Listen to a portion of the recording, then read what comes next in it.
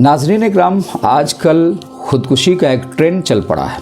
क्या खुदकुशी मसले का हल है? क्या आलिम, क्या हाफिज़, क्या आम इंसान, सब लोग इस राह के मुसाफिर हो चले हैं। और हैरत और अफसोस की बात यह है कि उलमा और हुफ़ाज़ तक खुदकुशी करते हुए नज़र आ रहे हैं, जबकि वो हदीस पढ़ते हैं, जबकि वो कुरान पढ़ते हैं। उन्हें तो और ज़्यादा मोहतात होने की ज़रूरत है। नाज़रीन इकराम, यहाँ पर मैं मुतलक ये पैगाम देना चाहता हूँ, चाहे वो आलिम हो, हाफिज़ हो, क़ारी हो, चाहे आम इंसान हो, खुदकुशी किसी मसले का हल नहीं है।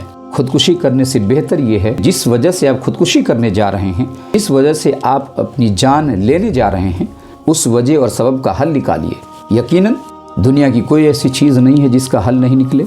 अगर आप कर्ज़ लेते हैं तो कर्ज़ लेने से पहले सोचना चाहिए कि क्या आप उसको अदा कर पाएंगे।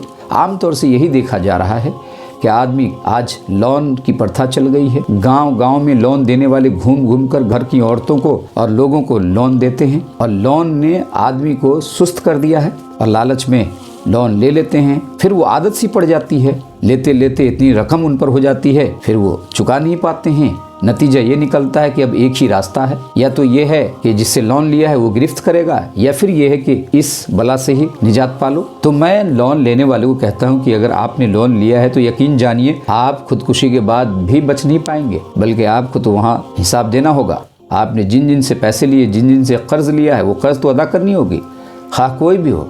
नाज़रीन इकराम, आज हमें इस बात पर गौर करने की ज़रूरत है कि हमें इस्लाम क्या तालीम देता है, हदीस पाक में क्या कहा गया है।